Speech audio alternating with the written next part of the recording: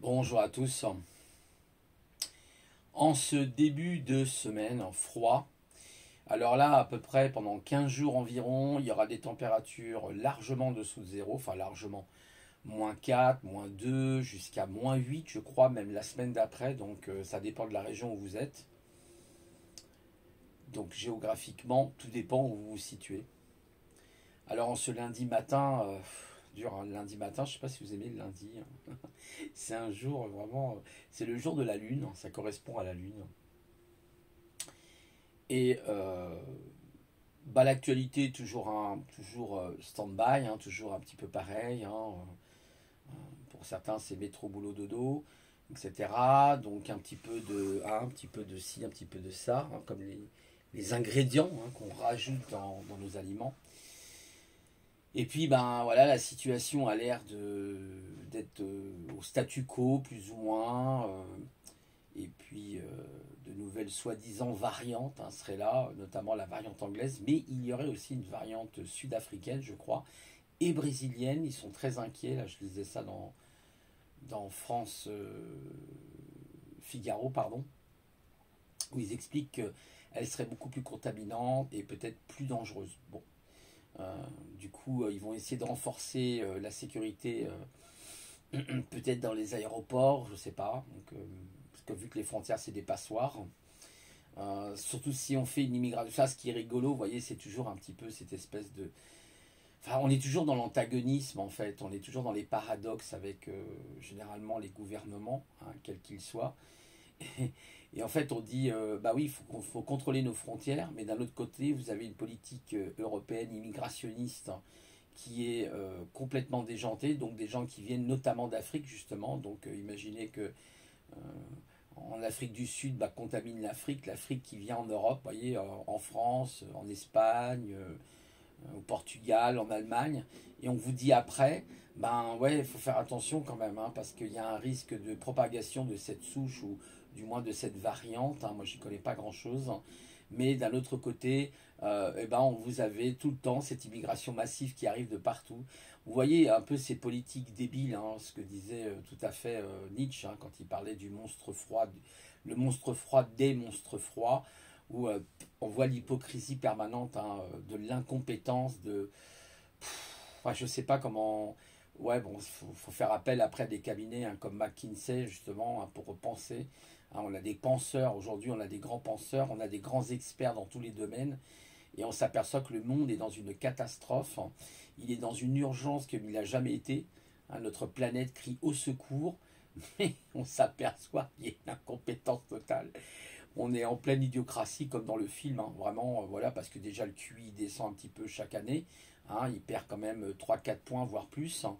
Et donc on s'aperçoit très vite du non-sens des choses en fait. Il n'y a pas de sens, il n'y a rien. C'est une incohérence totale, d'une incohérence totale. Voilà. Alors en plus, ce qui est marrant en France, c'est que par exemple, vous avez une bureaucratie qui, à n'en pas finir, crée encore plus de problématiques, hein, pour le particulier, hein, surtout lui, le particulier. Ben voilà, il faut toujours qu'il justifie sa vie avec des papiers en général. C'est assez marrant, quoi. On vit avec les papiers. On nous avait dit que grâce à la modernité, grâce à l'ère informatique, hein, moi-même qui a travaillé de nombreuses années dans l'informatique en tant qu'informaticien et même formateur, j'arrêtais, même quand j'étais formateur, je me souviens, il fallait toujours donner des rapports en tout, fallait toujours, bon, et même en dehors de l'informatique, hein, vous avez été combien de fois aux toilettes, ou combien, enfin bon, fallait un papier pour tout, quoi. Ah, pour justifier tout, il faut un papier. Moi, et en fait, vous êtes donc submergé par la paperasse, et vous n'avez pas vraiment le temps de vous occuper des choses intéressantes. Voilà, donc ça c'est une police, hein, ce que j'appelle la police administrative, qui va vous harceler en vous demandant des tas de justificatifs, et vous tournez en rond, vous n'arrivez pas à progresser du coup. Voilà. Et bah, la pauvre France, là, est-ce que ça vient de Napoléon? Sûrement, parce que Napoléon, je crois qu'il est un féru de l'administration, il paraîtrait. Alors, est-ce que c'est sous le règne plutôt de Napoléon Ier ou de Napoléon III? Je ne sais pas. En tout cas, l'administration, oui, c'est vraiment une problématique. Il faudra nettoyer le grand mammouth, hein, comme disaient certains, comme l'éducation nationale, par exemple. Voilà, on a un ministre qui va dans les cours d'école, hein, Blanquet, là, qui va faire un peu de sport, c'est bien avec les enfants, c'est super. C'est génial, on n'arrête pas le progrès, bon, c'est super quoi.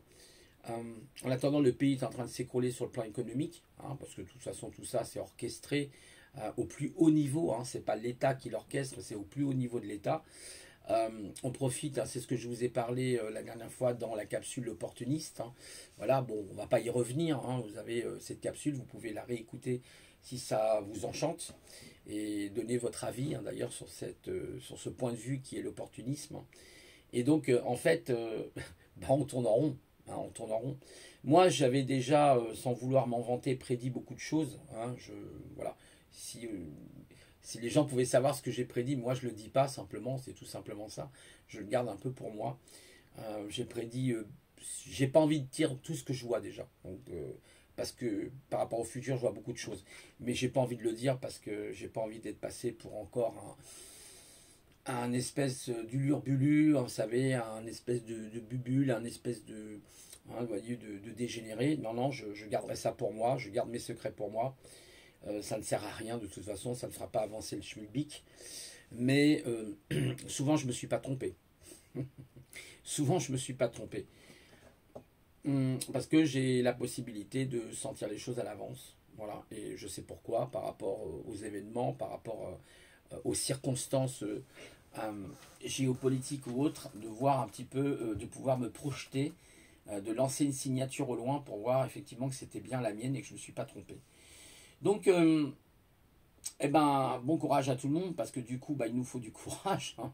Exactement, il ne faut pas non plus voilà, stresser hein, trop pour autant.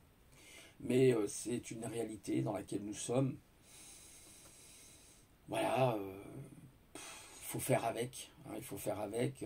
En attendant, on espère un jour des jours meilleurs. Mais bon, voilà. Enfin, ils viendront après la chute de cette civilisation, les jours meilleurs. Hein. Désolé pour la mauvaise nouvelle.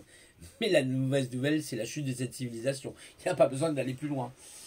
Et on y va à grands pas. Et donc, ben voilà, c'est une société qui va se scinder en deux avec un contrôle absolu. Euh, tous fichés, oui, bah on sera tous fichés, on l'est déjà, de toute façon on l'est déjà fiché même depuis notre naissance, hein, par notre numéro de matricule de la sécurité sociale, et puis après par toutes les webcams, toutes les caméras qu'il y a dans la rue, qui ont déjà la reconnaissance faciale, sans compter les petites poudres magiques qu'ils mettent dans l'air, hein, qui vous permettent de détecter quelqu'un comme ils veulent. Si on a envie de vous écouter chez vous, bah, on envoie un laser particulier avec un transcripteur qui est capable donc de vous écouter chez vous, à partir d'un laser qui est projeté par exemple sur la fenêtre de votre chambre, dans votre salon, on peut vous écouter comme on veut. Là on m'écoute, hein, il y a des micros je pense installés dans les portables, même quand ils sont éteints. Donc parce qu'il y a toujours une petite alimentation quelque part, vous savez, une toute petite alimentation qui fait des petits clins d'œil, moi j'alimente un micro. Enfin bref, euh, si on savait, nos télés, pareil, vous avez les télés à LED avec, je pense, des systèmes de micro-caméras, de choses. Moi, j'en suis quasiment certain. Et puis, ben voilà, on est dans le monde des hybrides, hein, des voilà, des bestioles hein, qui ont besoin, le monde de la perversion narcissique. Hein, si on peut dire, donc il y a besoin d'écouter hein, cette grande oreille, hein, un petit peu comme aux États-Unis avec Échelon, un besoin d'écouter les humains, de savoir ce qu'ils font, de leur vie privée. Vous voyez, je sais pas, il y a un truc assez glauque derrière tout ça. Hein, c'est vraiment, c'est vraiment caca. Et malheureusement, bah, on est entouré, voilà, sans compter, il y a les micro-humains, enfin les micro-humains, il y a aussi les agents humains qui sont là pour faire leur travail hein, de mafia, hein, comme dans les réseaux par exemple de Gladio, hein, qu'on connaît très bien, pour ne citer que, hein, bien sûr. Donc la surveillance dans la rue, il n'y a même pas besoin de caméra, vous avez les portails organiques hein, qui ont leur téléphone portable et qui annoncent où vous êtes, à quel endroit vous êtes, ce que vous faites en ce moment même, avec qui vous parlez, et vous vous dites, ah ouais, donc non seulement il y a la technologie, mais il y a aussi les serviteurs des portails organiques hein, qui servent de serviteurs, hein, qui sont sous contrôle psychotronique, comme dirait très bien Tréfingui, et ça c'est tout à fait vrai, c'est une réalité. Voilà, donc évidemment, Moi, je sais que je sors beaucoup moins parce que ces gens-là sont toujours en surveillance de moi, je le sais très bien, sans tomber dans la paranoïa, hein, sans vouloir tomber dans la paranoïa pour autant, ça ne sert à rien. Mais sachez que ce sont des petits serviteurs, hein, au système, comme on a eu, hein, d'ailleurs pendant la Seconde Guerre mondiale, hein, avec les délateurs.